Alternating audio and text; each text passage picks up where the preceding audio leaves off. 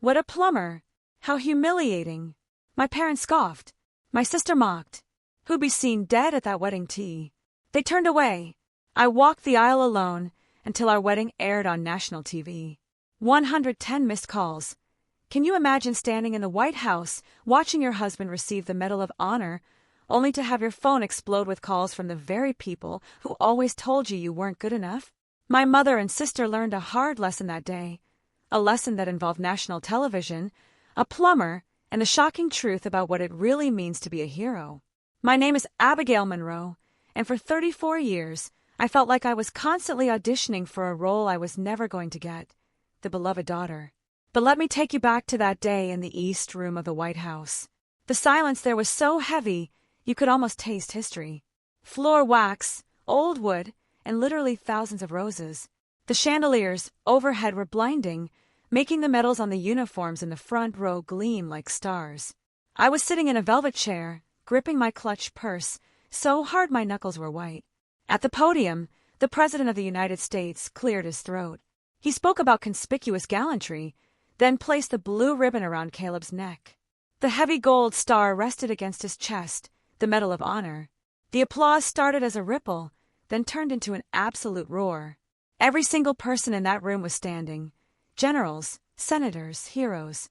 They were all looking at my husband, the man who fixes pipes for a living, the man who made me tea at 2 a.m. when my world was falling apart. Caleb stepped to the microphone. He looked utterly terrified, more terrified than he ever looked in combat, I swear. He pulled a folded piece of paper from his pocket. We'd practiced that speech for 3 nights at our kitchen table. It was formal. It was safe. He looked down at the paper. Then he looked up, finding my eyes in the crowd. "Permission to go off script, sir?" he asked into the mic. The president smiled and nodded. Caleb took a deep breath. 3 years ago, I thought courage meant running toward gunfire, he began, his voice deep and steady. I was wrong. My wife taught me that true courage is not about combat. It is about choosing love, even when your own family tells you that you are not enough. The room went silent again. But this silence, it was different. It was sharp. And that's when my clutch purse started buzzing against my thigh. Buzz, buzz, buzz. I didn't even need to look to know who it was. The screen lit up. Mom, Mom, Mom. 110 missed calls since the broadcast started. 34 years I waited for them to call me, to see me, and they chose today. I just let it ring. 10 weeks earlier, I was standing in a bridal suite in Savannah, literally holding my breath. The morning sun streamed through antique glass windows, dust motes dancing in the light. It should have been beautiful. My best friend, Louise, was behind me, mimosa in hand. My Aunt Maggie sat in the corner, a checklist in front of her. "So, the circus confirmed?" Louise asked quietly. I looked at my reflection. My dress wasn't on yet. I was afraid to put it on. "Mom said she might be late," I said. Louise and Maggie exchanged a look in the mirror. I saw it. "Diana called me last night," Maggie said, her voice careful. She asked about the seating chart again. "And?" I asked. She wanted to know if the plumber's family would be sitting near them. I felt that old, familiar sting in my chest. Not surprise, just the dull ache of disappointment. I told her there's only one family table, Diana, Maggie continued, and everyone is equal at it, which is why she's running late, I suppose, Louise muttered. My phone buzzed on the vanity. A text from my sister, Savannah. "OMG, can't believe you're actually doing this. LOL, Mom is literally dying. Anyway, I'm live streaming the party prep, so I can't come early. Have fun with your plumber, babe." Skull emoji. I stared at the screen. 2 million followers. That's how many people followed my sister's life online. 2 million people just watched her laugh at my wedding. "Did she just LOL your marriage?" Louise asked, reading over my shoulder. I put the phone face down. I forced a smile. It felt tight. "Let's do this," I said, walking toward the simple white dress hanging in the corner. Mom had called it plain, but I loved it. Louise went to check on the venue. Maggie patted the empty spot on the settee next to her. "Come here, Abby," she said. I sat down, the silk of my robe rustling. Maggie smelled like lavender and old paper. The smell of safety. "I want to show you something." She opened her phone to Instagram. Savannah's story from 10 minutes ago. Okay, y'all. So this is the venue for Mom and Dad's 30th anniversary party. Savannah chirped. Can you believe it? 30 years. August 15th. Mark your calendars. August 15th, I said. That's 2 months away. Your mother has been planning it since January, Maggie said softly. I didn't know. I know you didn't. I looked at the video. My mother in the background, directing a florist. Happy. Focused. She'd been planning a party for 6 months and hadn't invited me. Maggie took my hand. Her skin was dry and warm. Diana sees herself in Savannah, Maggie said. She sees her fears in you. It was never about your worth, Abby. It was about her wounds. That doesn't make it hurt less, I whispered. No, it doesn't. But today isn't about Diana. Today is about you, and that man who looks at you like you hung the moon. I thought if they just gave him a chance, I began. If they met him properly. Honey, they've had chances, Maggie interrupted. Remember the dinner? Mom asking Caleb if he could afford a suit? Mom asking if plumbing was just a phase? She's not going to see him, Abby. No matter what he does. I nodded. I knew she was right. 4 hours later, the string quartet began to play Pachelbel's Canon. I stood behind the glass doors of the garden venue. The late afternoon sun was golden. The air smelled of magnolia and jasmine. Perfect. I looked down the aisle. Caleb was waiting. He looked uncomfortable in his suit, but when he saw me, his shoulders dropped. He smiled, a small, private smile just for me. Then I looked to the left, the front row on the bride's side. 4 white wooden chairs, reserved signs tied with silk ribbon. 1 for Gerald Thornton, 1 for Diana Thornton, 1 for Savannah Thornton, 1 for Savannah's date. Empty. All of them. They weren't late. They weren't coming. I felt cold. It was 80 degrees in Savannah, but I was freezing. Guests shifted. I could hear the gravel crunching as people turned to look. They saw the empty chairs, too. Louise was beside me, ready to walk me down. He squeezed my arm. Hey, he whispered. Look at me. Those chairs are empty because they're empty inside, Abby. Not you. I know, I said, but my voice shook. I looked back at Caleb. He saw the chairs. His jaw tightened. Then he did something that wasn't in the rehearsal. He stepped off the altar. The music faltered. Guests gasped. Caleb walked down the aisle, his boots crunching on the white gravel. He walked past his uncle, past his Navy friends, past the confused faces of my coworkers. He walked all the way to me. He stopped in front of me and took my hands. Rough. Warm. Change my mind, he said. About what?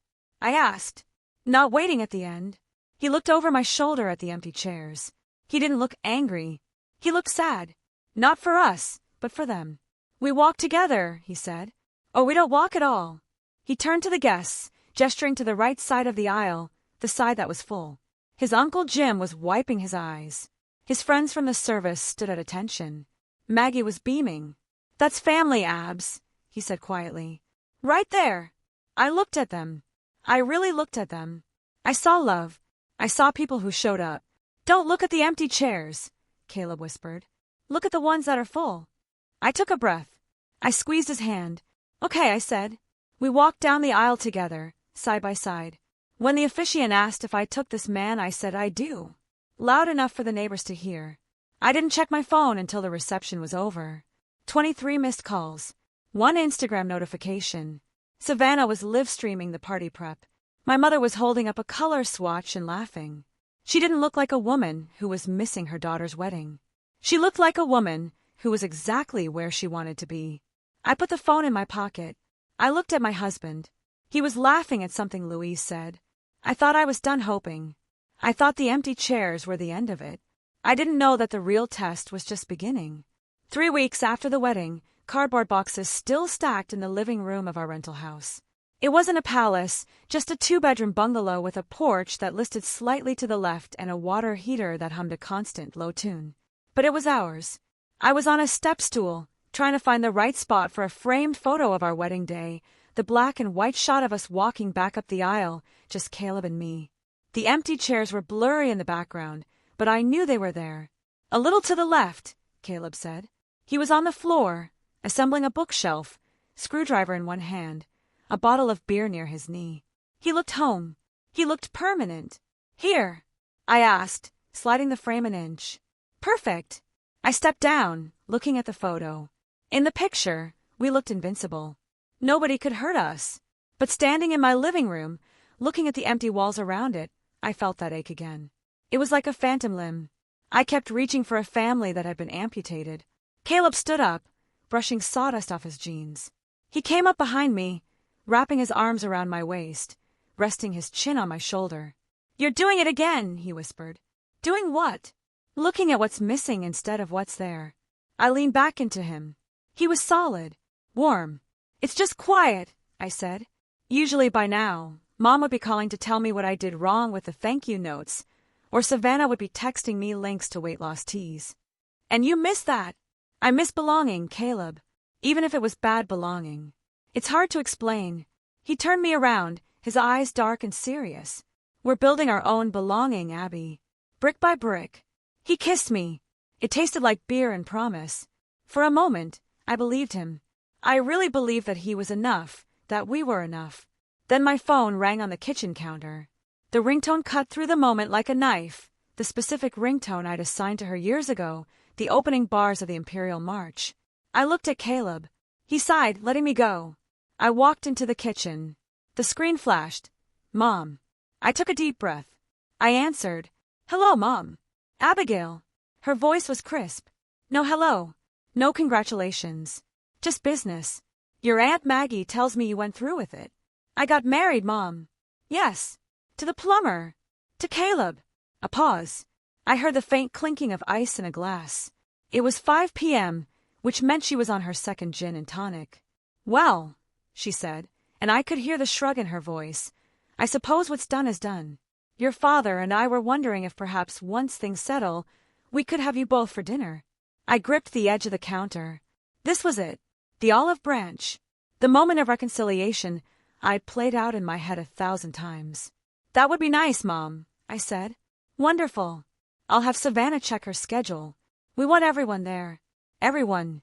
That meant Savannah would be the judge. Savannah would decide if Caleb was worthy of being in the same room as the Thorntons. "Oh, and sweetie," Diana added, her voice dropping into that sugary tone that always signaled danger. "Don't forget our anniversary party is next month, the 15th. You can bring him if you'd like. Bring him. Like he was a stray dog I'd adopted." "I'd like that, Mom." "Good. Now, I should mention its cocktail attire. Do make sure he owns a proper suit, not work clothes. We're having the photographer from Savannah Monthly there, and I don't want any awkwardness." I closed my eyes. There it was. The condition. "Come, but only if you can pretend to be what we want.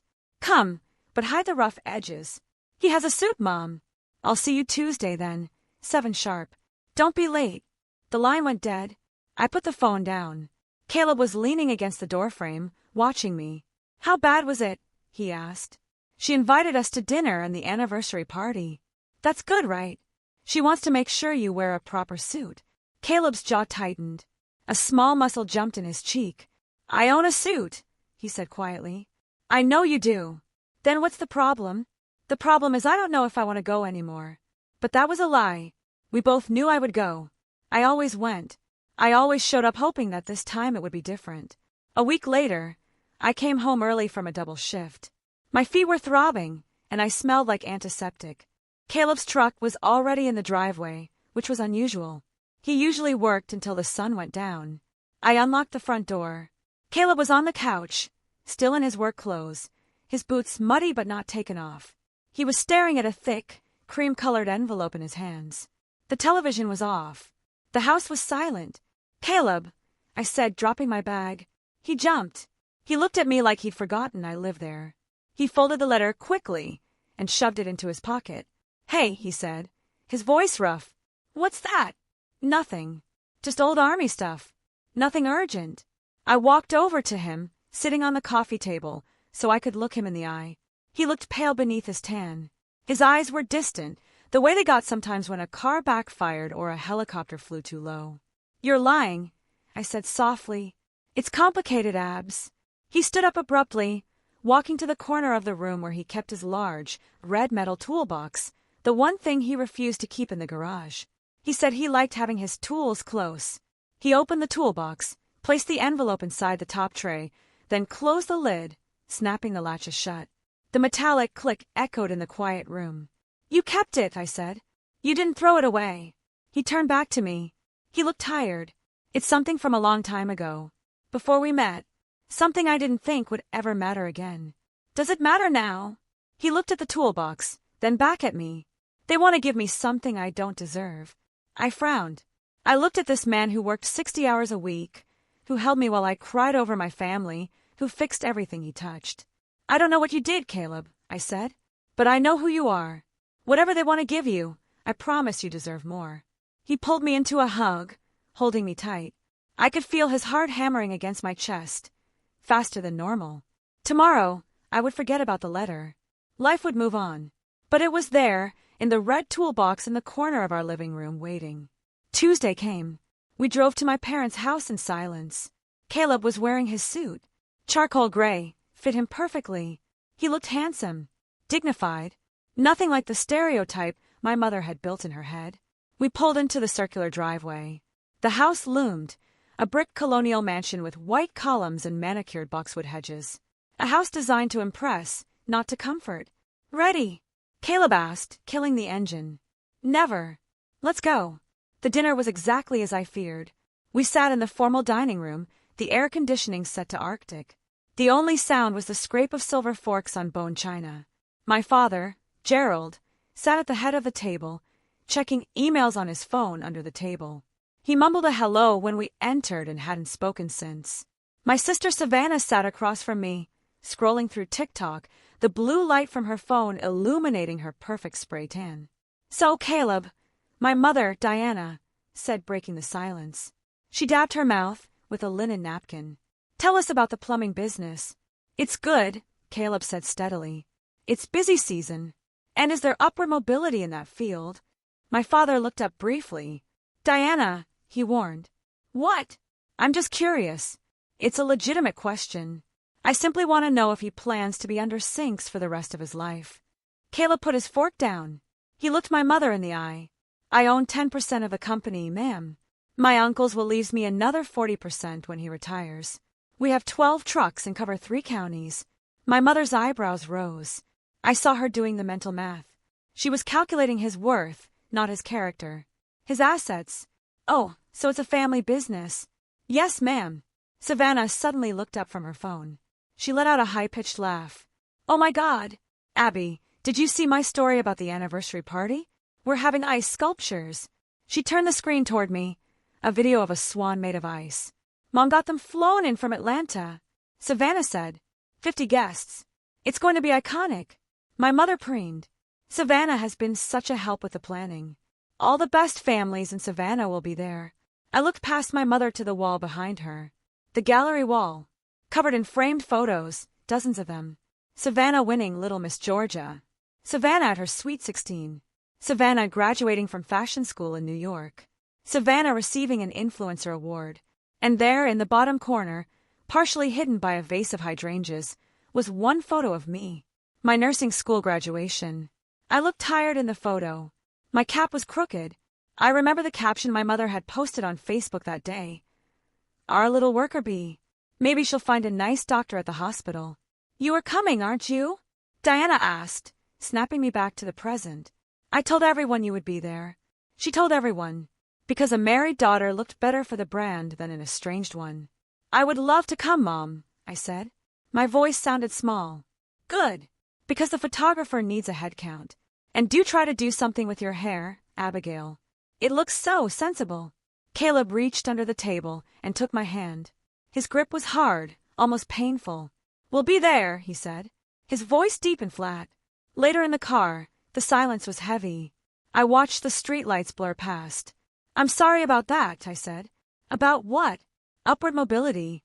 The interrogation. The hair comment. I've survived worse interrogations, Abs, Caleb said. I know, but I keep thinking if I just keep showing up, if I just keep trying to be what they want, do you think it will ever be enough? He asked. He didn't look at me, keeping his eyes on the road. I didn't answer, because looking at the dark road ahead, I finally let myself think the thought I'd been pushing away for 30 years, no. It would never be enough, but I wasn't ready to stop trying. Not yet. I had one more party to survive, One more chance to prove I belonged in that house. I looked at Caleb's profile in the dashboard lights. He was steady. He was mine. And he was keeping a secret in a red toolbox that was about to change everything. The blue light from my phone was the only thing illuminating the bedroom. It was 2 a.m., and the digital clock on the nightstand blinked red. Beside me, Caleb was deep in sleep, his breathing a steady, rhythmic sound that usually lulled me to rest. But tonight, sleep felt like a country I'd been exiled from. I was doing the one thing I knew I shouldn't. Scrolling. My thumb hovered. Instagram. My sister's profile. Savannah had posted a story 3 hours ago. I tapped the circle. The video filled the screen. A selfie video taken in my parents' kitchen. The lighting was perfect. Ring light bright, washing out every pore. Savannah leaned her head on my mother's shoulder. Diana was beaming, looking younger than her 61 years thanks to the filter and a recent trip to the dermatologist. Party planning with my best friend, also known as Mom. Savannah's caption read in scrolling pink letters, 30th anniversary prep is no joke. Hashtag relationship goals, hashtag mother-daughter goals. I felt a physical pinch in my chest. Best friend. My mother had never been my best friend. She'd been my manager, my critic, my judge. Never my friend. I looked at the comments. Hundreds of them already. You two look like sisters. So gorgeous. Where's the other sister? My finger froze. Someone had asked. A user named Chloe249. I tapped to see the replies. Savannah had replied, LOL. She's busy with her plumber hubby. Skull emoji. Crying laughing emoji. The phone shook in my hand. Plumber hubby. 2 million people. 2 million strangers saw that comment. She made it sound like a joke. Like Caleb was a punchline. Like my life was a sitcom blooper reel compared to her feature film. And then I saw the comment underneath Savannah's. It was from Diana. My sweet girl. Can't wait for the big night. Nothing about me. Nothing correcting her. Nothing defending the man I married. I clicked on Diana's profile. I went to her photos. I scrolled back past the recent shots of the garden club luncheon and the new Mercedes my father had bought her. I scrolled back 6 years. I found it. My nursing graduation photo. Tucked away in the corner of her grid. Forgotten. I tapped it. Our Abby graduated today, the caption read. So proud of our little worker bee. Maybe she'll find a nice doctor at the hospital. Winky face. Worker bee. That was what I was to them. I was the drone. The one who worked. The one who was practical. Savannah was the queen. She existed to be admired. I existed to be useful. And the comment about the doctor? Even in my moment of academic triumph, my value was tied to the man I might attract. Well, I had found a man. He just wasn't the accessory she wanted. The mattress shifted. Caleb groaned low in his throat and rolled over, his arm heavy across my waist. Abs, he mumbled, his voice thick with sleep. You okay? I quickly turned the phone over, pressing the screen against the sheet to hide the light. Yeah, I whispered. Just thinking. He blinked, his eyes opening. Even in the dark, I could feel him studying me. He always knew when the wheels were turning.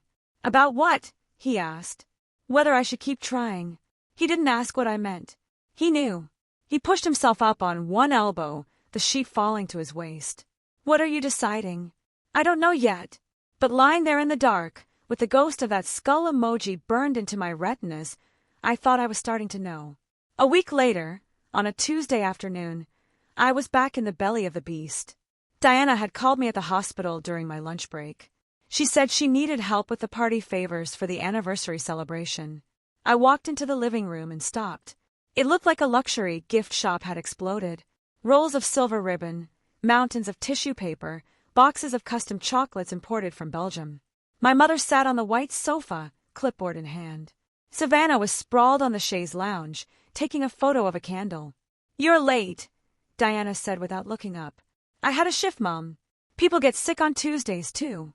I walked over and picked up a silver bag. So what are we doing? Stuffing bags. Something like that, Diana said. She stood up and walked around me, eyeing my scrubs with distaste. Actually, I wanted to talk about your outfit for the party. I have a dress, I said. The navy one. I wore it to the rehearsal dinner. Diana and Savannah exchanged a look. It was a look I knew well, the silent communication of the Thornton women. Navy is so safe, Savannah drawled, sitting up and tapping her long acrylic nails against her phone screen. Maybe that's the problem, sweetie, Diana said, sighing. You always choose safe. We were thinking perhaps you could wear something from Savannah's new collection. I blinked. Savannah has a clothing line? Capsule collection, sis, Savannah said, rolling her eyes. Keep up. She turned her phone toward me. On the screen was a dress. Beige. Tight. Cutouts at the waist. A dress for someone who lived their life on a yacht, not someone who spent 12 hours a day on her feet. This would look so good on you, Savannah said. I can get you a sample size.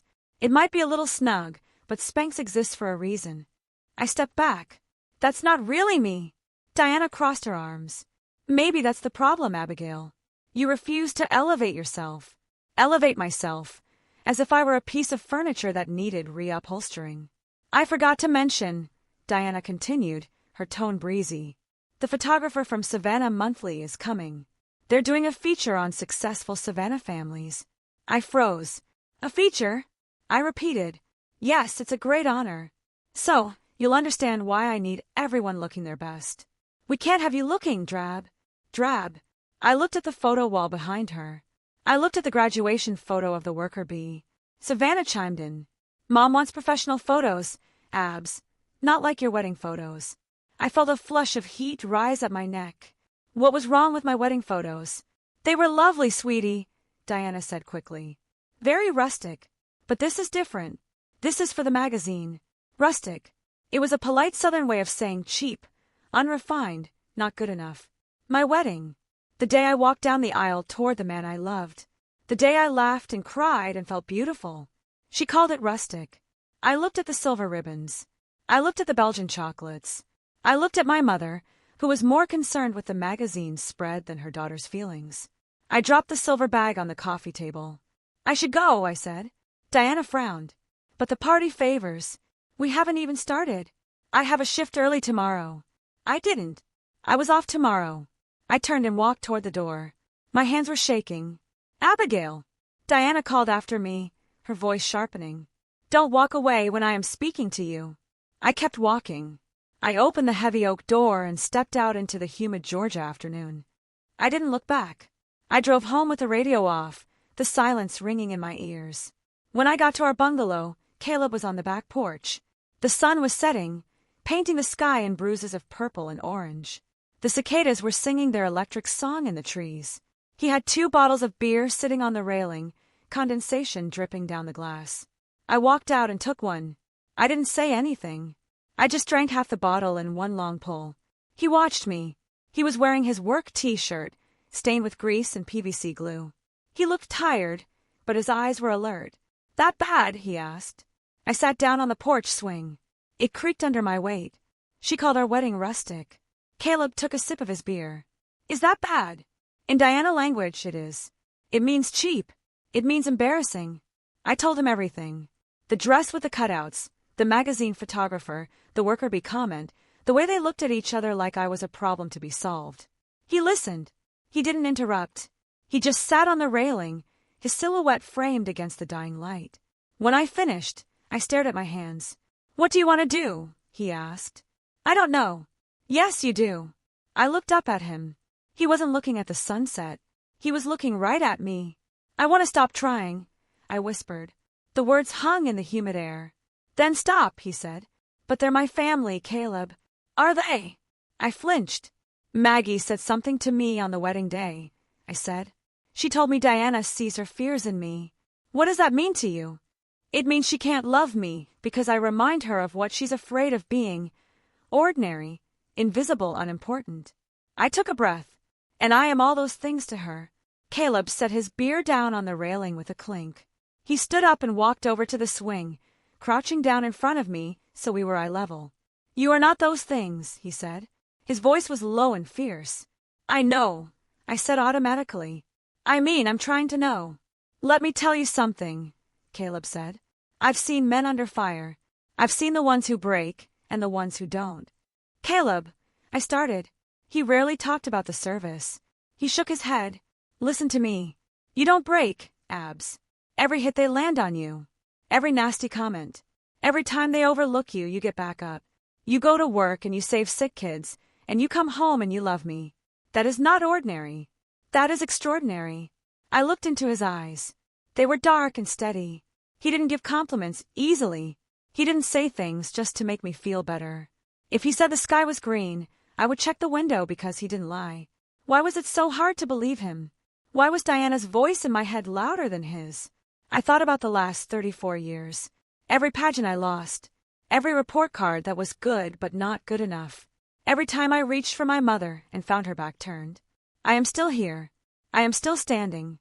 I took a deep breath. The air smelled of cut grass and rain. I'm not going to the party, I said. Okay. I mean it. I'm not going. I'm done trying to make them love me the way I need them to. That's different, Caleb said. Yeah, I said. It is. I didn't say I was done with them entirely. That felt too big, too final. But this, choosing not to participate in my own humiliation, this was a start. I stood up. I felt lighter, like I'd put down a heavy backpack I'd been carrying for miles. Caleb stood up with me. He took my hand. I'm proud of you, he said. I looked at the house, our rustic rental house. It was small. It was messy. But it was real. Let's go inside, I said.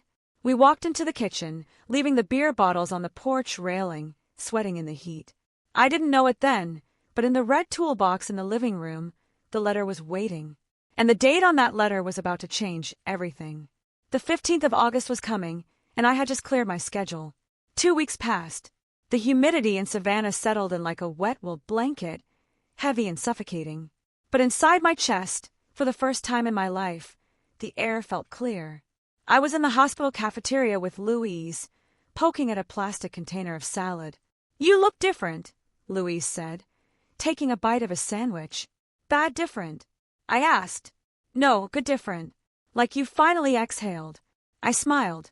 I actually felt it. Since the night on the porch, since I decided to stop auditioning for the role of the good daughter, I slept better. I stopped checking my phone every 5 minutes. I stopped rehearsing conversations with my mother in the shower. I guess I just stopped holding my breath, I said. Louise nodded, pointing a fry at me. Just remember, nature abhors a vacuum. When you stop chasing them, they usually start chasing you, just to see why you stopped running. I know, but right now the silence is nice. But there was a gap in the silence. A small, growing crack in my new piece. Caleb. He was coming home later than usual. Sometimes I'd wake up at 3 a.m., and his side of the bed would be cold. I'd find him sitting on the back porch, staring into the darkness, his shoulders tight. And there were the phone calls. He'd take them outside, speaking in a low voice that dropped away whenever I opened the door. He moved the red toolbox. It used to be in the corner behind the armchair. Now it was tucked behind the curtains. Something was happening. And for the first time since we met, he wasn't telling me what it was. 3 days later, the sky broke open. It was a classic Georgia summer storm, the kind that turns the afternoon sky a bruised purple and shakes the window panes. I was in the kitchen chopping vegetables when the lights flickered once, then died. The hum of the refrigerator stopped. The house plunged into a gray gloom. Great, I muttered, wiping my hands on a towel. I needed a flashlight. We kept one in the utility drawer, but the batteries were dead. I remembered seeing Caleb put a heavy-duty tactical flashlight in his toolbox. I walked into the living room. The rain was hammering against the roof, loud as applause. I went to the corner. I pulled the heavy red metal box out from behind the curtain. It was locked. Caleb never locked his tools. He said locks were for people who had something to hide or something to steal. I tugged on the lid. Locked tight. I looked around. Caleb's keys were in the bowl by the door. He had taken the spare truck keys today. I hesitated. I should wait for him. It was his box. But the house was getting darker, and I didn't want to cook in the dark. Plus, there was a small, nagging voice in the back of my head, the voice that wondered about the late nights and the whispered calls. I grabbed the keys. I tried the small silver one. Didn't fit. I tried the square brass one. Click! The latch sprang open. I lifted the heavy lid. The smell of grease and metal wafted up. The flashlight was right on top. A black, heavy mag light. But underneath it, resting on a bed of wrenches and screwdrivers, was the envelope. The cream-colored envelope he'd hidden weeks ago. I picked up the flashlight. I should have just taken it and closed the lid, but my hand moved on its own. I picked up the envelope. It was heavy, much heavier than a normal letter. The return address was embossed in black ink. Office of the Secretary of Defense, Washington, D.C. My breath hitched. Secretary of Defense. Why was the Pentagon writing to a plumber in Savannah? I sat back on my heels. Thunder rattled the floorboards beneath me. I pulled the letter out. The paper was thick, expensive, official. Dear Mr. Monroe, it is my distinct honor to inform you that you have been approved for the Medal of Honor for your actions on October 4th, 2022, in the Korangal Valley, Afghanistan. I stopped reading. I blinked. I read it again. Medal of Honor. My hand started to shake. The paper rattled. I was a nurse. I knew about medical discharges. I knew about Purple Hearts. But the Medal of Honor? That was the highest military decoration in the United States. It was the award given to legends, to people they made movies about. I looked at the number. Only 3,525 people had ever received it in the history of the country. And my husband was one of them. I forced my eyes back to the page. There was a citation attached, a summary of what he had done. Under heavy enemy fire, Staff Sergeant Monroe provided suppressive fire for 45 minutes, allowing medics to reach wounded personnel. Personally carried 3 wounded soldiers to safety, one by one, across 200 yards of exposed terrain. I closed my eyes. I pictured the football field at the high school. 200 yards was 2 football fields. Under fire, returned to the engagement zone to retrieve the body of a fallen comrade, so no man was left behind. Sustained multiple gunshot wounds, but continued to provide cover until the extraction was complete. His actions resulted in the survival of 12 American service members. I lowered the paper. The room was spinning. 12 people were alive today. 12 families still had their sons and fathers because of the man who fixed my leaky faucet. The man who was afraid to wear a suit to my parents' house because he didn't want to embarrass me. I remembered what he said. They want to give me something I don't deserve. He had been shot twice, and he went back for a body. The front door opened. A gust of wind and rain blew into the hallway. Heavy boots stepped onto the wood floor. Abs! Caleb called out. Power's out on the whole block. He walked into the living room, shaking water from his hair. He saw me. He saw the open toolbox. He saw the cream-colored paper in my hand. He froze. His face went completely still. It was a look I had never seen before. It wasn't anger. It was resignation. Caleb! I whispered. He didn't move. He stood there, dripping water onto the rug. Why didn't you tell me? I was going to, he said. His voice was low, barely audible over the rain. The Medal of Honor, Caleb. The Medal of Honor. He walked toward me slowly. He moved like he was approaching a frightened animal. Or maybe like he was the frightened one. I didn't want it to change things, he said. Change what things? The way you look at me. The way anyone looks at me. I stood up. The letter was still clutched in my hand. You saved 12 people. I couldn't save everyone. The pain in his voice cracked the air. I saw it then. The shadow he lived with. The ghosts of the ones who didn't make it. I dropped the letter and threw my arms around him. His shirt was cold and wet, but his body was warm. He hesitated for a second. Then he buried his face in my neck, holding me so tight it almost hurt. We stood there in the dark living room while the storm raged outside, holding on to each other. After a long time, we sat on the couch. The power was still out. I lit a candle on the coffee table. The flame cast long, dancing shadows on the walls. The letter lay between us. I picked it up again, smoothing out the wrinkles my gripping fingers had made. I looked at the date in the second paragraph. The President of the United States will present this award at a ceremony at the White House on August 15th at 10 o'clock in the morning. August 15th. The date pricked at my memory. Why did I know that date? August 15th. I looked at Caleb. He was staring at the candle flame. Caleb, I said. Yeah, August 15th. That's the day of the ceremony. He nodded. Yeah, that's also my parents' anniversary party. He blinked. He looked at me blankly. Then recognition dawned on his face. Oh, I forgot. Of course he forgot. He had been carrying the weight of the war in his pocket. He didn't have space for Diana Thornton's social calendar. So you're saying, I started. I'm saying I can't go to their party. If I go to the ceremony with you, which of course I am going, I physically cannot be in Savannah for the party. Would you have gone anyway? He asked. After everything. I thought about it. I thought about the decision I made on the porch to stop trying. I don't know, I admitted. Part of me still wanted to go, just to show them I wasn't broken. But now, I said, now I have a reason. A real reason. A reason no one can argue with. Caleb leaned forward. That's not why this is happening, Abby. This isn't an excuse note. I know, I said quickly. I know. But I felt a bubble of something rise in my chest. It felt like hysteria. Or maybe relief. My parents didn't want me at their party. They wanted a version of me that didn't exist. And now I had the most valid excuse in the world. My husband was meeting the president. Caleb watched me. The candlelight reflected in his dark eyes. You're coming, right? He asked softly. To the ceremony? Are you serious, Caleb? Of course I'm coming. I'd walk to Washington if I had to. Even though it'll be on TV, he said. I paused. TV. National broadcast, he said. Everyone will know. Know what? Know that I'm not just a plumber. I looked at him, really looked at him, and then the realization hit me like a physical blow. Everyone will know. My mother, who called him the plumber, with a sneer. Savannah, who posted, LOL plumber hubby, to 2 million people. My father, who sat silent while they mocked him. They were going to be at a party, surrounded by the elite of Savannah. And my husband was going to be on national television. It was going to be broadcast live. A dark thrill curled in my stomach. It wasn't a nice feeling. It wasn't the feeling of a good daughter or a peaceful woman. It was the feeling of someone who had been holding a winning lottery ticket while everyone called her poor. I picked up the letter. I folded it carefully and put it back in the envelope.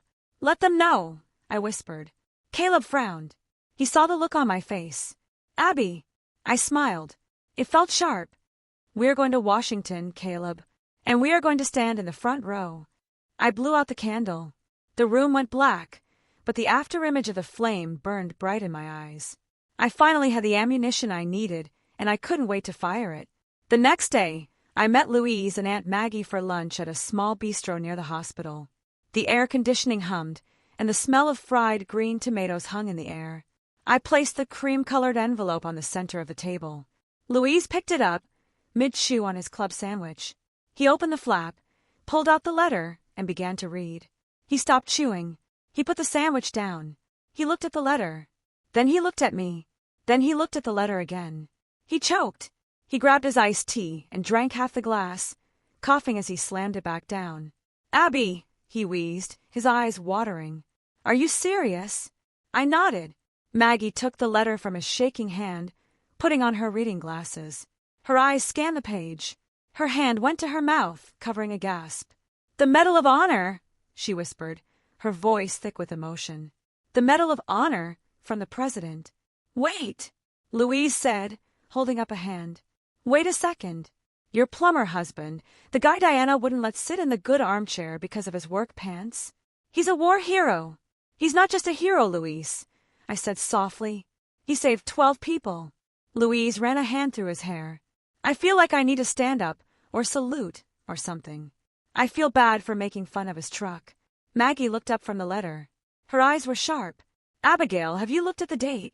I took a sip of my water. Yes. August 15th, Maggie said. Louise froze. His eyes widened. August 15th. That's the party. The 30th anniversary jubilee, or whatever Savannah is calling it. It's the same day, I said. The ceremony is at 10 o'clock in the morning. The party starts at 2.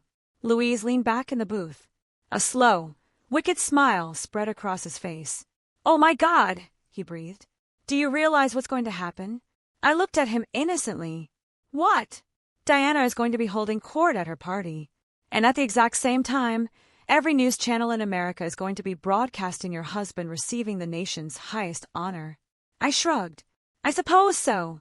You suppose so. Louise laughed. Abby, this is nuclear. This is the ultimate mic drop. Diana is going to lose her mind. She called him the plumber. She treated him like the help. And now he's going to be shaking hands with the commander-in-chief. I traced the condensation on my glass. I don't care about that part, I said. I'm just going to support Caleb. Louise looked at me. He raised one eyebrow. Girl, please. What? You care. You care a lot. I opened my mouth to argue, but I stopped. I looked at my best friend. I looked at my aunt. They knew me better than anyone. Okay, I admitted. Maybe I care a little. It's okay to care, Maggie said gently. She folded the letter and handed it back to me with reverence. It's okay to want the truth to be seen, Abigail. I took the letter. It felt warm in my hand. I just want them to know who he is, I said. Finally, 3 nights later, I came home to find Caleb at the dining room table. The surface was covered in crumpled balls of notebook paper. He was gripping a pen, so hard his knuckles were white. He looked more stressed than I had ever seen him. How's it going? I asked, dropping my keys in the bowl. It's not, he grunted. I walked over and massaged his shoulders. They were hard as rock. Can I see? He slid a piece of lined paper toward me. His handwriting was small and precise, all caps. I read the opening. I am honored to accept this recognition. I want to thank my brothers in arms. I served with the finest men and women our nation has to offer. The Navy taught me discipline and honor. I put the paper down. It's good, I said. It's crap, he said. He dropped the pen. Why? Because it's not me. It's what they expect me to say. It sounds like a recruiting poster. I pulled out a chair and sat next to him. Then make it you, I said. How? What do you actually want to say? If there were no cameras, no president, just the truth. Caleb stared at the ceiling fan spinning above us. The silence stretched out. I want to say that Harris and DeVito didn't come home, he said quietly. Harris and DeVito. The names he whispered in his sleep. I want to say that I think about them every day. That I don't deserve this medal because they're not here to get theirs. They were the brave ones, Abby. They stayed. I reached out and took his hand. Then say that, I said. Say exactly that. He looked at me, his eyes dark and vulnerable. There's something else, he said. What? I want to say that the person who saved me isn't in a uniform. My heart skipped a beat. I want to say that she fixed something in me no medal can represent. That she taught me what courage looks like in a quiet room. I felt tears prick the corners of my eyes. This man who spoke in grunts and nods. This man who expressed affection by changing my oil and fixing my disposal. He wanted to say this to the world. Caleb, I whispered. He hesitated. He pulled his hand back slightly. I've been thinking about it, though. If I mention you, and your family is watching. Yeah, I said. They'll know. Know what? How I see you. How wrong they've been about you. About us. I sat back. I understood what he was asking. If he kept the speech generic, he could protect our privacy. He could keep the world separate. But if he talked about me, if he talked about us, he would be holding up a mirror to my family. He would be showing the world the love they had failed to give me. It would be a declaration of war. Or maybe a declaration of independence. Write what you want to write, Caleb, I said. He looked at me for a long moment, searching my face. You sure? He asked. This might change things. Once it's out there, we can't take it back. I'm sure. I told myself I was saying yes because I wanted him to be authentic, because I wanted him to speak his truth. But deep down, in the place I didn't like to look at, there was another reason. I wanted them to hear it. I wanted Diana to hear a hero say the word she never said. I wanted Savannah to hear that her boring sister was the muse for a Medal of Honor recipient. I squeezed his hand. Do it, I said. He picked up the pen. The sound of scratching ink filled the quiet room. 2 days later, the phone rang. It was 7 p.m. Caleb was in the shower. I was reading on the couch. I looked at the screen. Mom. My stomach tightened. The old reflex. The conditioning of 34 years. I let it ring 3 times. Then I answered. Hello, Mom. Abigail. Her voice was sharp. I haven't heard from you about the party. I know, Mom. I'm sorry. The photographer needs a head count by Friday. Savannah is trying to arrange the seating chart, and your indecision is making it very difficult. I took a deep breath. I looked at the red toolbox in the corner. I can't come, Mom. Silence. A cold, heavy silence. Excuse me, she said. I can't come to the anniversary party. Don't be ridiculous, Abigail. Of course you're coming. I'm not. Caleb has an event that day in Washington. Washington? What kind of event? A ceremony. I heard her sigh. A loud, dramatic exhale of air. A plumber ceremony, she asked. Is it a convention? Trade show? Something like that, I said. I could have told her. I could have said, "No, Mom. He's meeting the president." But I held the words back. I wanted the surprise. I wanted the shock. It felt petty and small, but I couldn't help it. "Abigail, this is our 30th anniversary. This is a milestone. Family should be there. I understand, Mom, but I can't miss this. It's important." "More important than your family?" she asked, her voice dropping to a whisper. The voice she used when she wanted to make me feel 2 inches tall. I looked at my wedding photo on the wall, the one with the empty chairs. "Yes," I said. The silence on the other end was deafening. "I see," she said finally. Her voice was ice. "Well, I hope your plumber ceremony is worth it." "It will be," I said. She hung up. I sat there holding the dead phone. My heart was pounding. I had done it. I had said no. Caleb walked into the room, a towel around his waist, his hair damp. He saw my face. "How did she take it?" he asked. "About how you'd expect. You didn't tell her what it is, did you?" "No." "Why not?" I stood up. I walked over to him and rested my head against his wet chest. "Because I want them to see it," I whispered. "I want them to turn on the TV and see you. I want them to realize what they missed." Caleb kissed the top of my head. "Okay," he said. I closed my eyes. I felt powerful. I felt vindicated. I told myself I was at peace. I told myself I was doing this for Caleb, but I was lying. I was not at peace. I was waiting for the explosion. I was waiting for the moment when I would finally win. And that desire for victory was about to lead me into the darkest moment of my life. 3 days before we were scheduled to leave for Washington, the false peace I had built around myself shattered. It started at the hospital. I was at the nurse's station charting patient vitals. It was a busy Tuesday. The unit was full of the sounds I found comforting: the rhythmic beeping of cardiac monitors, the squeak of rubber saws on linoleum, the low murmur of conversations between doctors and families. This was my domain. Here, I was not the disappointing daughter or the plain sister. I was Nurse Monroe. I was competent. I was needed. Then the elevator doors slid open with a ding that sounded like a warning bell. My mother stepped out. Diana Thornton did not visit hospitals. She considered illness a moral failing and hospitals to be breeding grounds for germs that might ruin her complexion. Yet there she was, standing in the middle of the pediatric ward, wearing a cream-colored linen suit that probably cost more than my first car. She spotted me instantly. She marched down the hallway, her heels clicking a sharp staccato rhythm on the floor tiles. "Abigail," she said. Her voice carried. Heads turned. I froze. My hand hovered over the keyboard. "Mom, what are you doing here?" "You wouldn't return my calls," she said.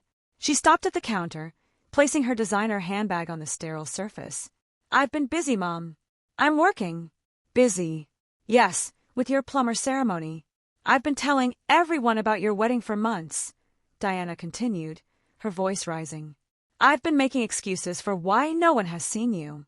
I've been smoothing over your absence, and now you're not even coming to the party." "Mom, this is not the place," I hissed. "Please lower your voice." "Then when is the place, Abigail?" "Because you clearly do not want to be part of this family. You are choosing a trade show over your parents' 30th anniversary," she said. "Trade show, with enough venom to kill a small animal." I stood up. My legs felt shaky. "I am asking you to leave, Mom. When you remember what family means, you know where to find us." "Excuse me." The voice came from behind me. It was Karen, the charge nurse. Karen was 60 years old, had raised 4 sons, and had 0 patience for nonsense. "Ma'am, this is a hospital," Karen said, stepping up beside me. "We have sick children sleeping. We need to keep our voices down." Diana turned slowly. She looked Karen up and down, taking in her faded scrubs and comfortable shoes. Then she smiled. It was the smile of a shark. "I am so sorry," Diana said, sweetness dripping from every syllable. "I am just trying to reach my daughter. She has been very distant lately."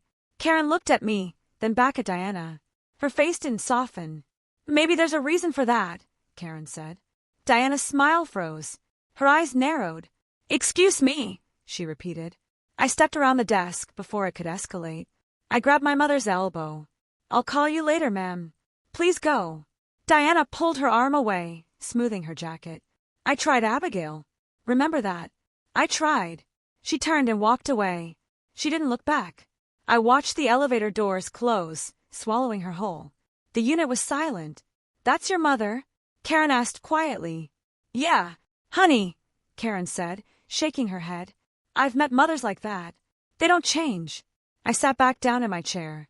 I wanted to cry, but I had patients who needed me. I forced myself to type. I forced myself to breathe.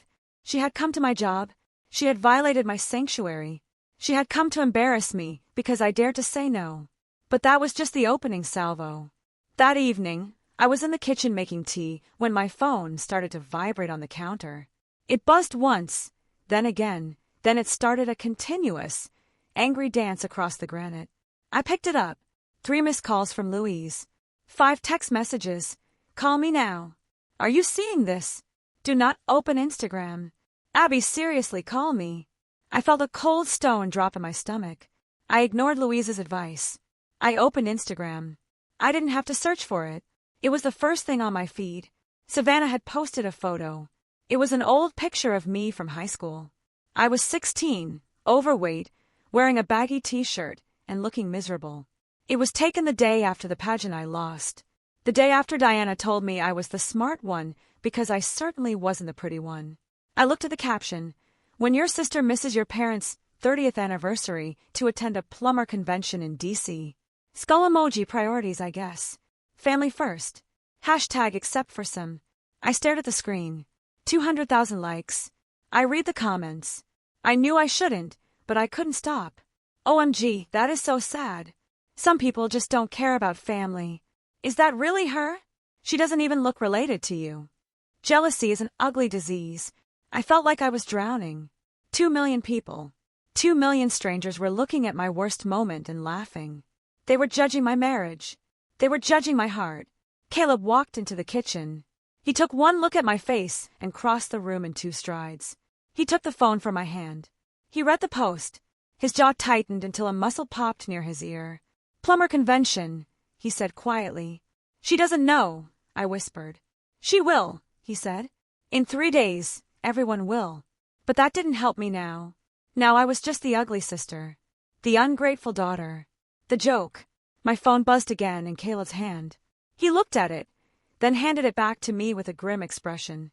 It was a text from an unknown number, but I recognized the context. Saw Savannah's post. So sad when children turn out wrong. Your mother deserves better. Carolyn. Carolyn was my mother's bridge partner. A woman who had known me since I was 5. It wasn't just my family anymore. It was the whole town. All of Savannah was watching and judging and taking sides. And I was losing. Later that night, I lay in bed, staring at the ceiling fan. The blade spun in a blur of gray. Darkness pressed against the windows. I couldn't close my eyes. Every time I did, I saw the comments. "She doesn't look related to you." "Ungrateful." Priorities. Caleb shifted beside me. He was warm and solid, but tonight he felt miles away. "You're spiraling," he said into the darkness. "I'm not," I lied. "You are. I can feel it." I turned my head to look at him. His profile was outlined by the streetlight, filtering through the blinds. "What if they're right, Caleb?" "Who?" "Everyone. What if I am the problem? What if I'm the one who holds onto grudges? What if I'm the one who expects too much?" I felt a tear slide down my temple into my hair. Maybe I am ungrateful. Maybe I should have just gone to the party. Maybe. "Stop," Caleb said. "I can't." "Yes, you can. Listen to me." He propped himself up on one elbow, reaching out to brush the tear from my cheek. His thumb was rough. "You're asking the wrong question," he said. I sniffled. "What's the right question?" "The question isn't what if they're right. The question is, what do you know is true?" I blinked. "What do I know?" "I don't know anymore," I whispered. "Yes, you do. Deep down. What do you know?" I closed my eyes. I searched inside myself, past the hurt, past the shame, past the noise of 2 million strangers. "I know I tried," I said softly, "and I know nothing was ever enough for them. And I know I deserved better." Caleb nodded, and I opened my eyes. I looked at the man who saved 12 lives and never asked for credit. "I know I married the right person." He kissed my forehead. "That's what you know. Hold on to that. Everything else is noise." I tried to hold on to it. I tried to anchor myself to his belief in me. But the noise was loud. It roared in my ears like the ocean. The next day was the day before we flew to Washington. I needed groceries. We had no milk, no coffee, nothing for breakfast. I told Caleb I would be fine. I told him I just needed to run to the store for 20 minutes. I needed to feel normal. I needed to do a mundane task to prove to myself that my life was not falling apart. I drove to the supermarket 3 blocks away. I kept my head down. I wore sunglasses, even though it was overcast. I pushed my cart down the produce aisle. The fluorescent lights buzzed overhead. The store smelled of floor cleaner and ripe bananas. Normal. It was just a normal Tuesday. I reached for a vine of tomatoes. Oh my God! The voice was high and excited. I froze. Are you Savannah Bell's sister? I turned slowly.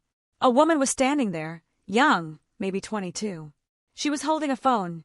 Yes, I said. I knew it, the woman squealed. I saw the post yesterday. That was wild. Can I get a selfie? I blinked.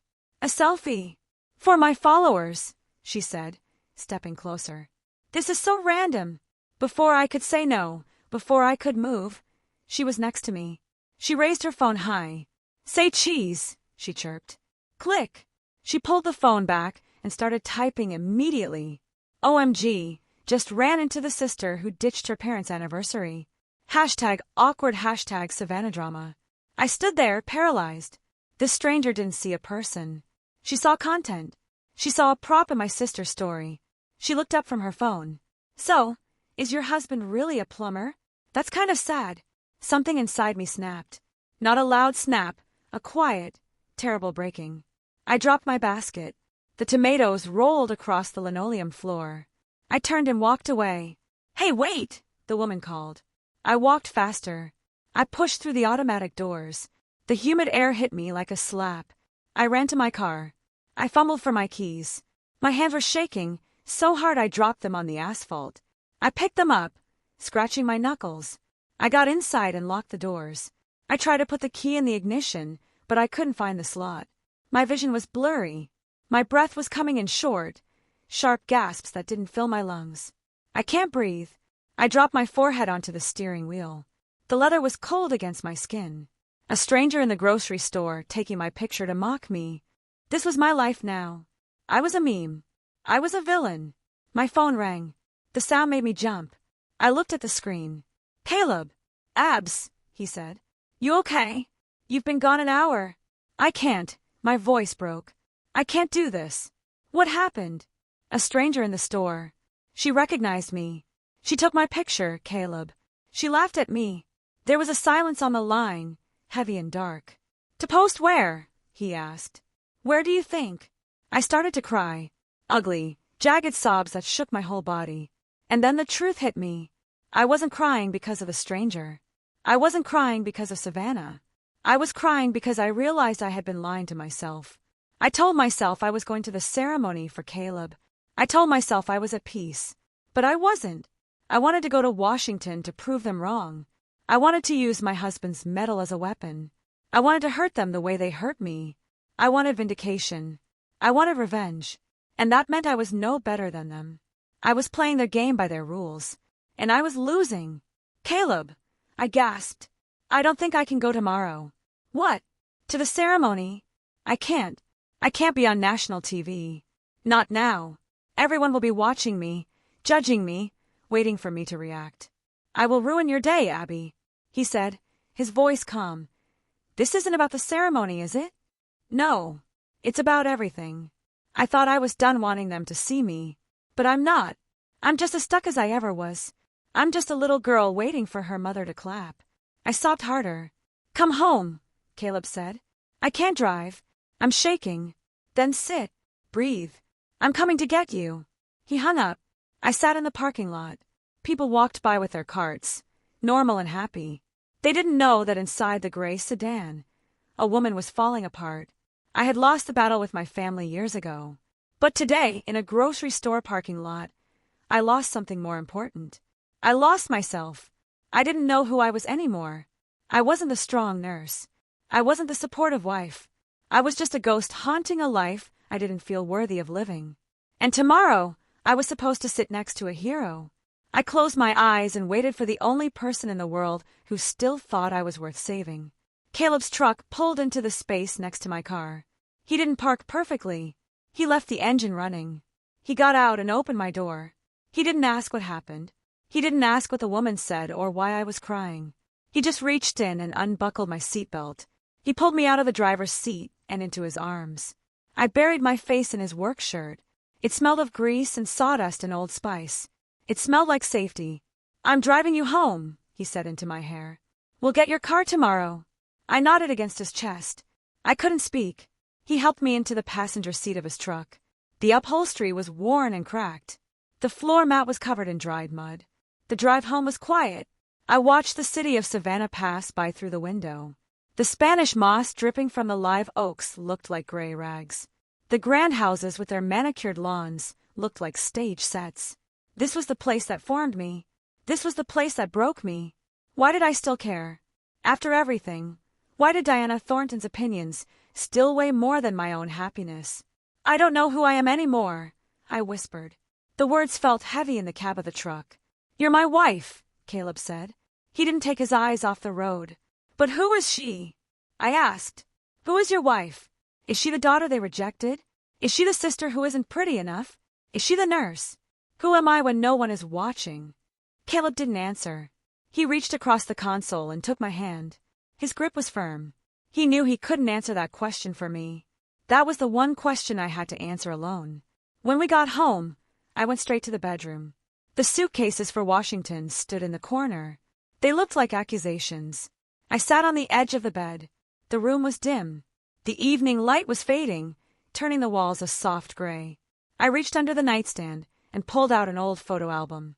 It was a small one, just a few plastic sleeves holding memories I had stolen from the main family albums years ago. I opened it. There was a photo of my 4th birthday. I was wearing a party hat. I was reaching up toward my mother, holding out a piece of cake. But Diana was not looking at me. She was looking down at Savannah, who was sitting on the floor playing with the wrapping paper. Diana was smiling at Savannah. My hand with the cake was suspended in empty air. I flipped the page. Christmas. I was 7. I was holding up a drawing I made.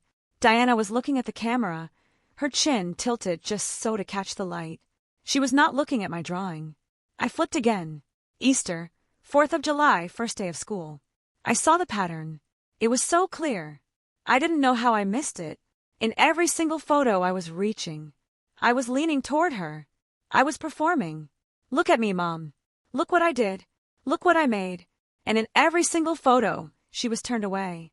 Usually towards Savannah. Sometimes toward a mirror. But always away from me. I was 34 years old. And I was still that 4-year-old girl holding out a piece of cake to a woman who was not hungry for it. Then I turned the page and stopped. It was a photo I had almost forgotten. I was 10 years old. We were at Tybee Island. In the photo, I was kneeling in the wet sand. I was not looking at the camera. I was not looking for my mother.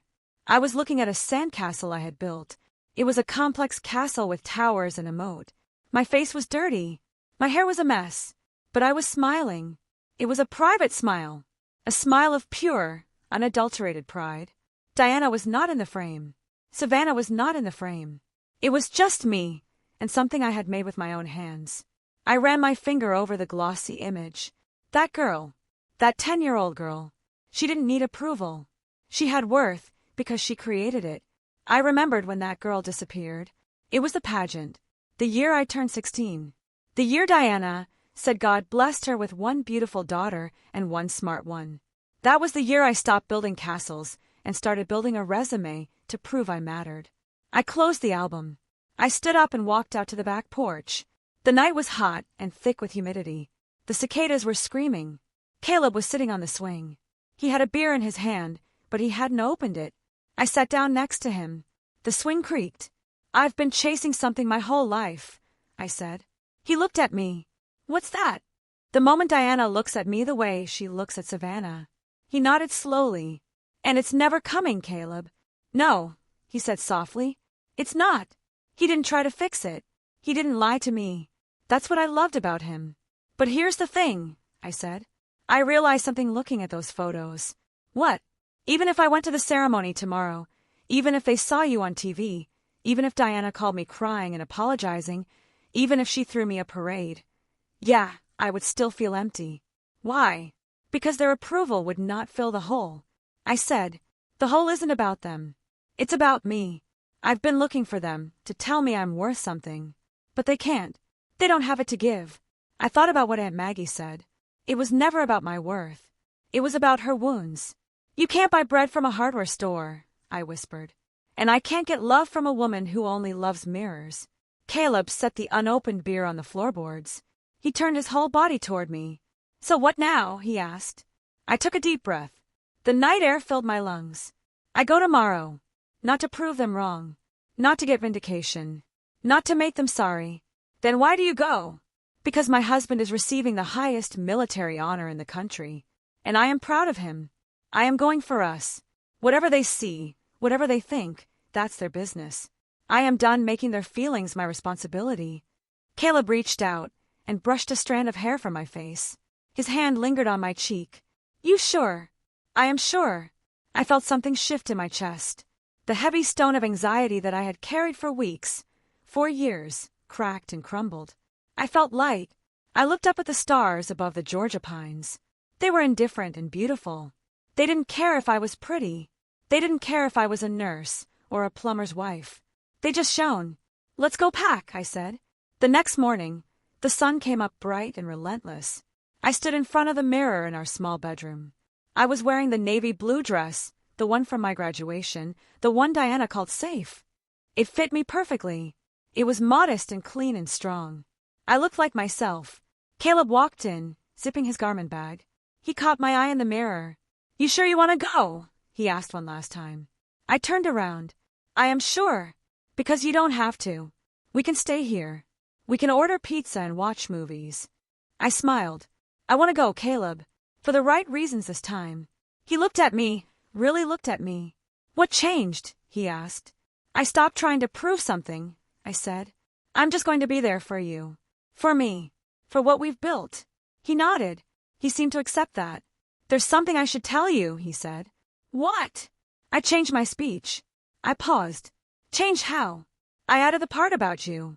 The one we talked about. My heart skipped a beat. The part about courage. The part about loving despite rejection. The part that would be broadcast on national television. He watched my face, waiting for a reaction. Good, I said. Good, he asked. Yeah.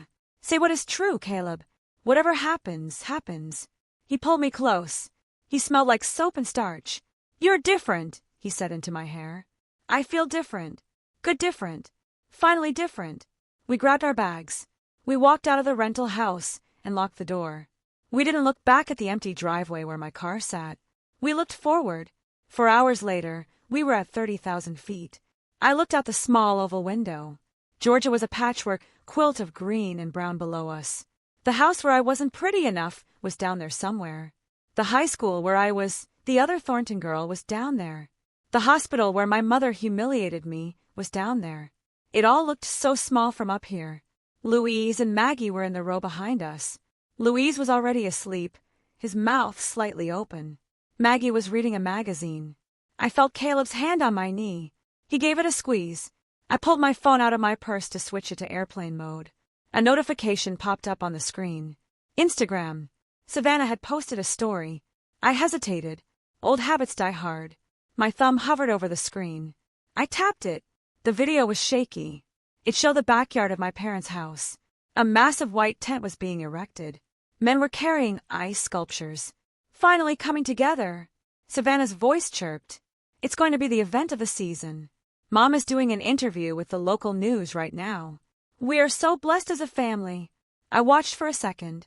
I saw my mother in the background, speaking to a reporter. She was gesturing with her hands, playing the role of the matriarch perfectly. Blessed. I looked at the video. Then I looked at the man sitting next to me. The man who had scars on his shoulder from carrying his friends. The man who was flying to the White House to be honored by the president. I closed the app. I didn't block them. I didn't delete the account. That would be a reaction. That would mean they still had power. I just turned the phone off. I put it in my bag and zipped it shut. I leaned my head back against the seat and closed my eyes. The hum of the engines was a steady roar. We were ascending. We were leaving the gravity of Savannah behind. I was ready. Whatever happened tomorrow, I was ready. Because for the first time in 34 years, I was not bringing my mother with me. I was bringing myself. The morning sun in Washington, D.C., was different from the sun in Georgia. It felt sharper, cleaner. It streamed through the hotel window and hit the brass buttons of Caleb's jacket lying on the bed. I sat in the armchair, wrapped in a white hotel robe, watching my husband. He was standing in front of the full-length mirror. He was wearing his dress blue uniform. I had never seen him in it, not once. The dark fabric was immaculate. The white belt was perfectly adjusted, and on his chest sat rows of colorful ribbons that told a story I was only just beginning to learn. He adjusted his collar. His hands were steady, but I saw the way his jaw worked. He looked like a stranger. He looked like a statue of a man I thought I knew. "You okay?" I asked. He met my eyes in the mirror. "I feel like an imposter," he said quietly. "You are not an imposter. You are the man who did those things. I'm just a plumber, Abs." I stood up and walked over to him. I rested my chin on his shoulder, avoiding the sharp edges of his insignia. "You are a plumber, and you are a hero. You are allowed to be both." There was a knock at the door. Louise and Aunt Maggie burst in. Louise was wearing a suit that was slightly too shiny, and Maggie was wearing her Sunday best with a hat that commanded respect. "Okay, people," Louise announced, clapping his hands. "Are we ready for the most extra day of our lives?" He stopped when he saw Caleb. His mouth dropped open. "Damn," Louise whispered. "Okay, Captain America has arrived." Caleb cracked a small smile. Maggie walked over and smoothed Caleb's sleeve. She didn't say anything. She just patted his arm, and her eyes were wet. My phone buzzed on the nightstand. I walked over to it. I knew who it was. The timing was too perfect. I picked it up. A text from Mom. "Heard you are in Washington. I don't know what kind of ceremony a plumber has, but I hope it is worth missing your family." I stared at the words. 2 days ago, they would have ruined my morning. They would have made me second-guess everything. Now, I just looked at them like words on a page. Black pixels on a white screen. "I hope so too, Mom," I whispered. I put the phone face down. "Let's go," I said. The car ride to the White House was a blur of security checkpoints and iron gates. But when we walked into the East Room, everything sharpened into high definition. The room smelled of history. Floor wax and old wood and thousands of roses. The chandeliers overhead were so bright they hurt my eyes. The room was filled with uniforms, generals with stars on their shoulders, senators, Gold Star families holding framed photos of their lost sons and daughters. An usher led us to the front, the honor row. I sat down. Caleb sat beside me. He was rigid. Then the Marine at the door announced the President of the United States. We stood. The room went silent. When the President began to speak, I stopped breathing. He spoke about duty. He spoke about sacrifice. Then he called my husband's name. Staff Sergeant Caleb James Monroe. Caleb stood up and walked to the front of the room. He stood at attention. The military aide began to read the citation. For conspicuous gallantry and intrepidity at the risk of his life above and beyond the call of duty. I listened to the words. I heard details Caleb had never told me. I heard about 45 minutes of suppressive fire. I heard about him carrying 3 wounded men, one by one, across 200 yards of open terrain under heavy machine gun fire. I heard about him going back into the kill zone a 4th time to retrieve the body of a fallen corporal so his family would have something to bury. I looked at my husband. He was staring straight ahead. A single tear rolled down his cheek. Beside me, Louise was crying openly. Maggie was gripping my hand, so hard her rings dug into my skin. The President stepped forward. He placed the blue ribbon around Caleb's neck. The gold star rested against his uniform. The Medal of Honor. The room erupted. A standing ovation that felt like it shook the floorboards. Caleb shook the President's hand. Then he stepped to the microphone. He pulled a piece of paper from his pocket. He looked at it. Then he looked at me. "Permission to go off script, sir," he said. The President smiled and nodded. Caleb put the paper away. He gripped the podium. "I accept this honor not for myself, but for Corporal Marcus Harris and Sergeant First Class Antonio DeVito, who did not come home." He paused. The room was dead silent. 3 years ago, I thought courage meant running toward gunfire. I thought it meant ignoring pain. He looked directly into the camera. The red light was on. He was speaking to the nation. But I have learned there is another kind of courage. My breath hitched. My wife is sitting in this room right now, he said. Every head turned. Every camera swiveled. I saw myself on the monitor in the corner. I looked small and terrified. She taught me that true courage is not about combat. It is about choosing love, even when your own family tells you that you are not enough. It is about standing alone at the altar because the people who should love you unconditionally chose not to be there. It is about building a life with someone the world underestimated. He took a breath. Abigail Monroe is the bravest person I know. And I am not talking about battlefield brave. I am talking about the courage it takes to stay soft in a world that wants to make you hard. To keep loving when love has not been returned. To choose herself, finally, after 34 years of being told she was not enough. He pointed at the medal on his chest.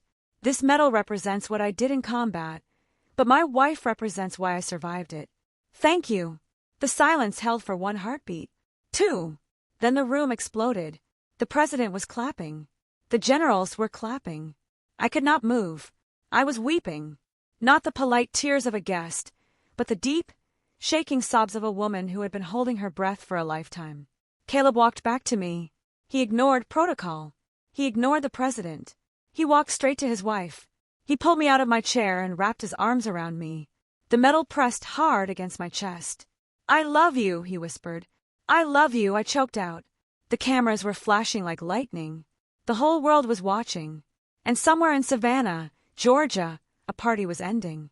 I didn't know the details until we got back to the hotel hours later. We walked into the suite, exhausted. Caleb took off his jacket and hung it carefully on the chair.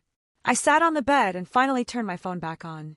It vibrated instantly, and then it kept vibrating. It danced across the Juve cover. 110 missed calls, 47 voicemails, 500 text messages. I opened Instagram. My notifications were broken. They were scrolling so fast I couldn't read them. But I saw the clips. The internet works fast. Someone had already screen-recorded Savannah's live stream and spliced it with the broadcast of the ceremony. I pressed play. On the left side of the screen was my parents' anniversary party. Sculptures, waiters with champagne, my mother looking triumphant in a gold dress, Savannah holding her phone out, narrating to her followers. So, welcome back, y'all. Savannah was saying. My parents' 30th. I can't even describe the vibes. On the right side of the screen was Caleb at the podium. Then in the video, a comment popped up on Savannah's stream. Is that your brother-in-law on the TV behind you? In the video, Savannah frowned. She turned around. The television, mounted on the wall of my parents' living room, was tuned to the news. Caleb was on the screen. Even when your own family tells you that you are not enough. I watched Savannah's face in the video. The color drained out of it. It went from spray tan bronze to sheet white. The camera shook. Mom, Savannah whispered. My mother turned. She saw the TV. She saw the plumber. She saw the medal. And she heard the words, standing alone at the altar because the people who should love you unconditionally chose not to be there. In the video, the party guests stopped talking. You could hear a pin drop. 50% of Savannah's elite were staring at the screen. My mother's face crumbled. It was not sorrow. It was horror. It was the realization that her narrative was being rewritten on national television. Turn it off, my mother hissed in the video. She lunged for the remote, but Savannah was still streaming. And the comments on her video were scrolling so fast they were a blur. That's the plumber. Wait, that's the sister you made fun of. He's a war hero. You guys are monsters. Unfollowing immediately. The video ended with Savannah dropping her phone. The last image was the ceiling of my parents' living room and the sound of my mother screaming at someone to cut the feed. I put my phone down on the hotel bed.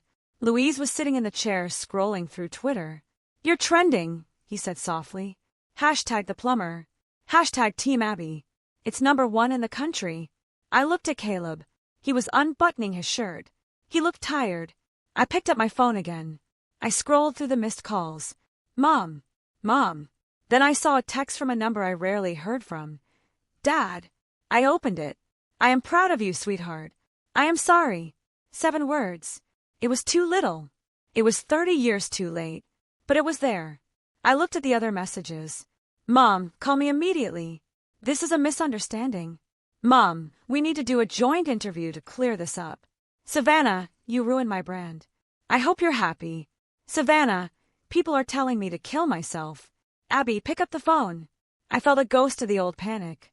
The urge to fix it. The urge to call Savannah and comfort her. The urge to apologize to Mom for outshining her. But then I looked at the medal sitting on the nightstand. The gold star hanging from the blue ribbon. It represented courage. I picked up my phone. I didn't call them back. I didn't reply to the texts. I didn't make a statement to the press. I turned the phone over and set it on the nightstand. I walked to the window. The lights of Washington, D.C. were spread out below us. It was a city of power and history. Caleb came up behind me. He wrapped his arms around my waist. He rested his chin on my head. How do you feel? He asked.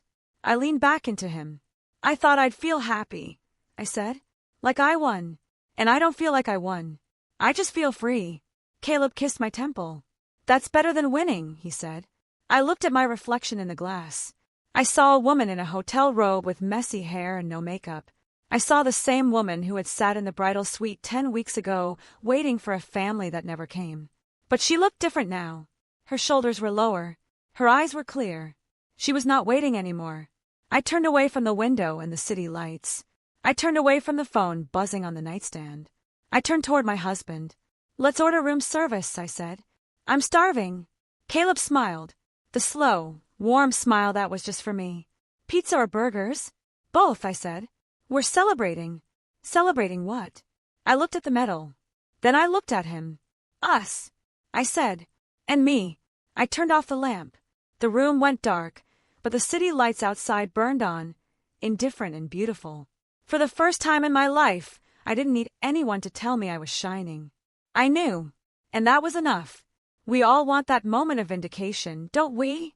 We want the scene where the people who doubted us finally see the truth. Where the ones who made us feel small are forced to watch us shine. We want the apology. We want the regret.